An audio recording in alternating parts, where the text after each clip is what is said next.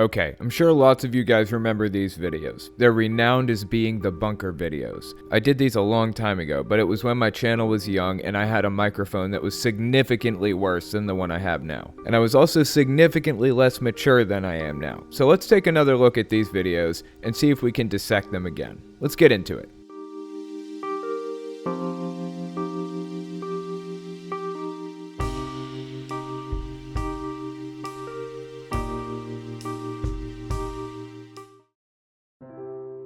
What an experience. That's why loyalty to Jehovah has been so important. That is so true, Brother Brown. How about you? Has your loyalty ever been tested? Oh yeah, I remember.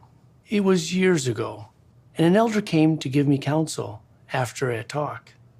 And let's just say, I was not expecting. You were really quiet the whole way home. Is everything all right? Yeah, I'm fine. What is on your mind? I can't believe the nerve that Ben has. Ben?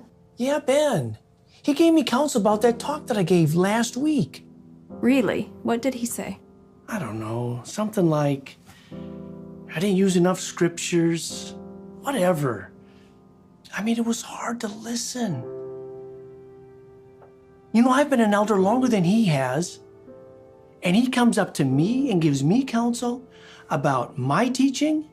The acting is just awful. I'm sure I didn't need to point that out. But I do want to talk a little bit about what he's saying here. I was just talking to somebody recently about how the elders counseled her about something before a meeting when they were supposed to be a householder in a demonstration during the meeting that night. And during the council, they told them that they didn't think they should be on stage. And her family got so upset over it that they left the Kingdom Hall before the meeting even started. That's a big deal. That's showing a rebellious attitude. Jehovah's Witnesses don't do that. My parents would never disagree with an elder. So the fact that Brother Brown here is disagreeing with an elder, even though he's an elder himself, it's a big deal. They're trying to convey that here, but it's something that's really hard to understand unless you've been on the inside and know the kind of hierarchy and culture they have. Okay, let's continue. Please tell me you didn't argue with him. No, of course not.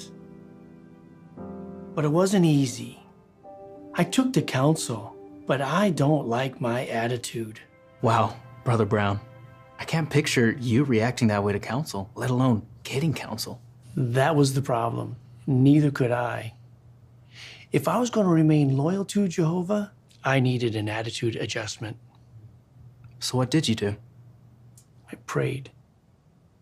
And I asked if I could really conduct myself as a lesser one. I went back to Ben and asked him to give me the counsel that he had prepared for me.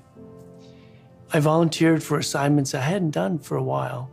You know, things that we do that go unnoticed. And little by little, my attitude improved. After that, I felt closer to Jehovah. Seeing the need for more humility, well... Now, just make note of what's happening here. This guy was told by a fellow elder that he, I don't know, didn't give the talk correctly or something? And whether or not the counsel was correct, he didn't listen to it. We don't know if the counsel was correct in this video. All we know is that Brother Brown was unhappy with the fact that he was being counseled, so he dove into the religion head first. He humbled himself by doing things that nobody else would even notice he did. He asked the guy to counsel him again. This is the kind of mindset cults want you to have. They want you to be weak, submissive, and willing to do whatever the leadership is telling you to do. Of course, in this depiction, it's an elder who's humbling himself, but this went out to 8.5 million Jehovah's Witnesses. It went out to everybody, not just elders. This is them training people to accept the brainwashing when they feel themselves breaking free of it. You can't have an independent thought. Don't get me wrong, there's nothing wrong with learning to take criticism. In fact, everybody should be okay with taking criticism. That's not what's happening here. What's happening is this guy started having an independent thought, and they're training their people to clamp down on it when they recognize it. Notice what he said there at the end. I volunteered for assignments I hadn't done for a while. You know, things that we do that go unnoticed. And little by little, my attitude improved. After that, I felt closer to Jehovah. Seeing the need for more humility, well, was humbling. Little by little, as he got his independent thinking under control by humbling himself, he felt closer to Jehovah. He felt closer to being what the Watchtower Society wanted him to be. You know what's funny? When I was little, everybody called them the Society. The Society this, the Society that. The Society decided we're supposed to be more humble. The Society says we should be careful about our association. The Society says we shouldn't drink too much. It was blatantly a cult back then. It's blatantly and overtly a cult nowadays too, but I think they've been trying to move away from those types of words. The buzzwords that just scream it from the hilltops. Now they say the governing body, not the society. Okay, let's move on. I never realized, but it seems like everyone's had lessons to learn along the way. Believe me, I am still learning. If I hadn't changed back then with Jehovah's help, oh, things would be so different today.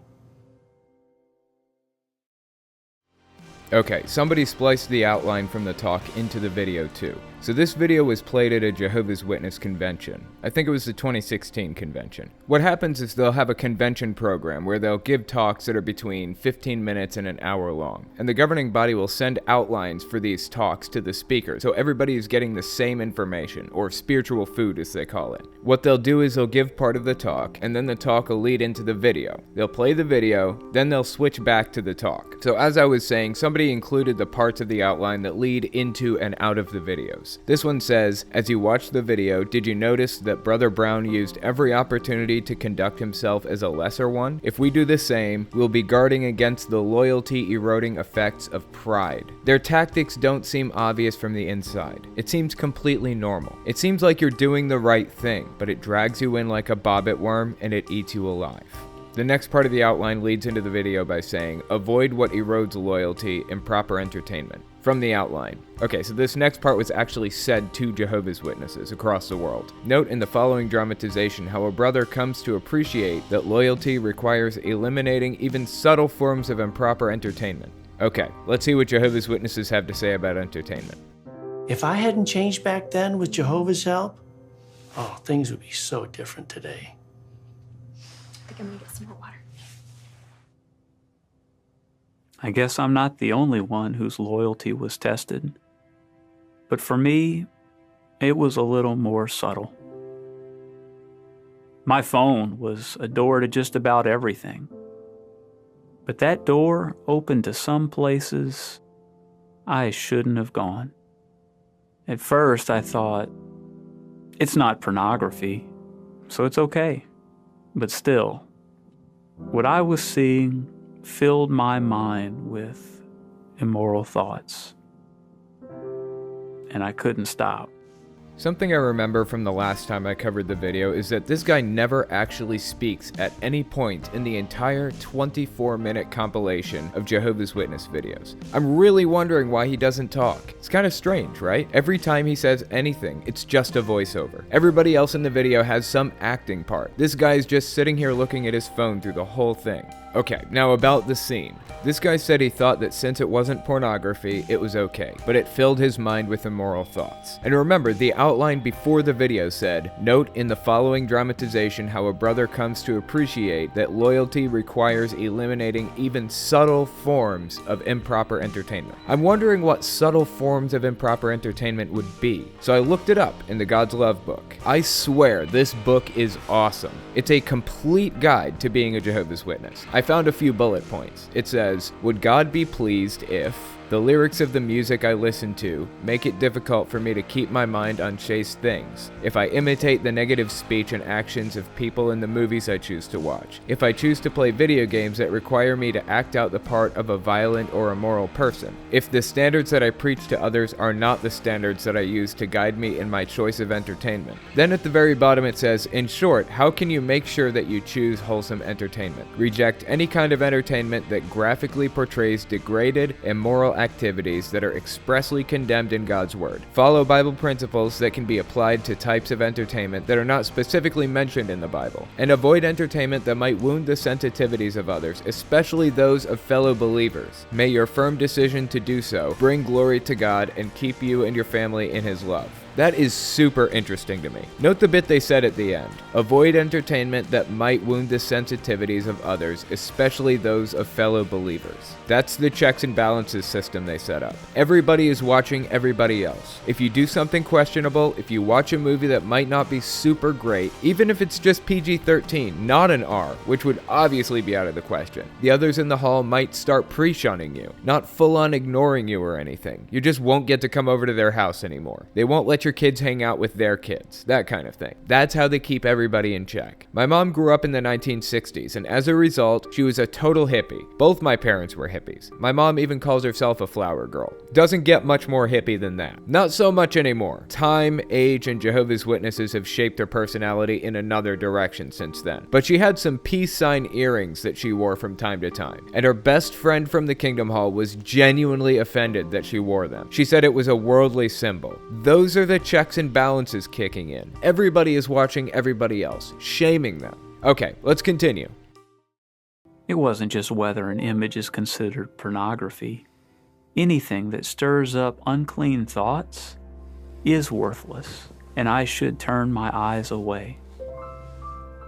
But I had to do more.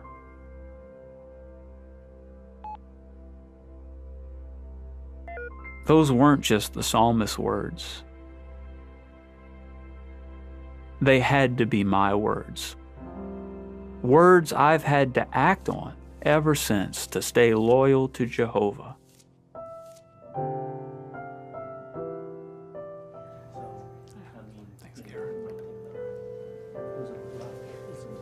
See? Dude still didn't say anything. I don't know what the deal is here. I must know why he isn't talking. Okay, so like I said, this was the 2016 Jehovah's Witnesses convention, and the theme was something like, stay loyal to Jehovah. It was all about how to stay brainwashed. How to re-brainwash yourself if you feel yourself thinking independently. They don't just want you to stop taking part in this Facebook group. They want you to delete Facebook altogether. That's the message they were trying to deliver with this clip. But I had to do more.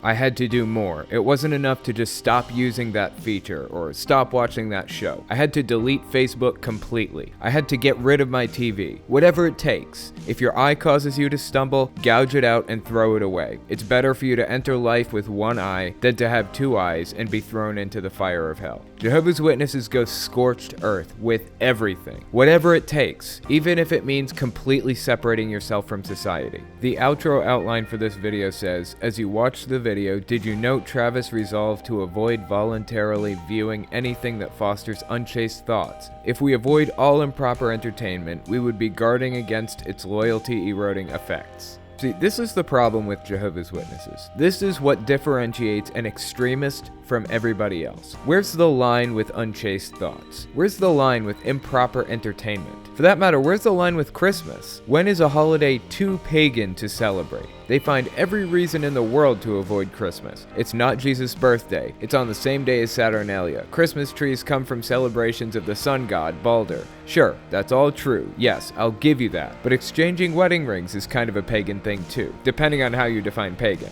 Ancient Egyptians used to exchange wedding rings. According to this website, which I'm linking in the description, the hole in the ring's center represented a gateway leading to future events. They were placed on what we know as the ring finger because they believed there was a vein that went from that finger to the heart. There's a whole thing about it. Why do Jehovah's Witnesses do that despite its origins? Picking things apart like that is extremist thinking. It isn't productive. It isn't helpful. And we have to weed that out of our lives. Change our mindset so we don't think like that anymore. Okay, that's all I've got for you. Don't forget to check out my podcast, my Facebook, Twitter, Discord, all that stuff. And if you want to support the work I do, if you want to see me continue doing it, consider supporting me on Patreon. Absolutely anything you can do helps. All links are in the description as always. Thanks for watching, guys.